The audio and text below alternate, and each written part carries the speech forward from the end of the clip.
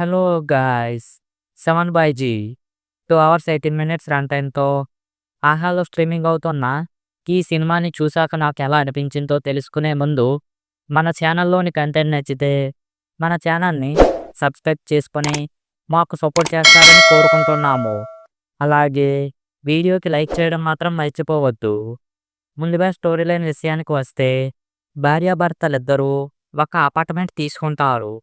ఆ అపార్ట్మెంట్‌లో రాత్రిపూట ఏవేవో శబ్దాలు వినిపిస్తూ, ఆకారాలు కనిపిస్తూ ఉంటాయి. అలాగే కొన్ని విచిత్రమైన సంఘటనలు జరుగుతాయి. మరి ఆ దెయ్యం ఎవరిది? వీళ్ళని ఏం చేసింది?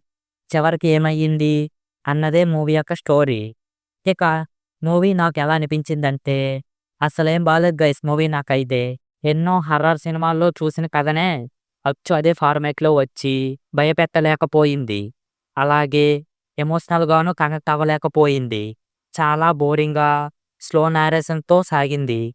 ఇక మూవీలో యాక్ట్ చేసిన యాక్టర్స్ పర్ఫార్మెన్స్ అయితే పర్వాలేదన్నట్టుగా ఉంది. మూవీ తెలుగు డబ్బింగ్ అయితే ఏదో అలా ఉంది. బ్యాక్‌గ్రౌండ్ మ్యూజిక్ అయితే బాగుంది. మూవీ అయితే హాయిగా ఫ్యామిలీతో చూడవచ్చు. అడల్ట్ కంటెంట్ ఏమీ లేదు. అలాగే హర్రర్ మూవీ అయినా సరే, హర్రర్ సీన్స్ అయితే అస్సలేం భయపెట్టలేదు.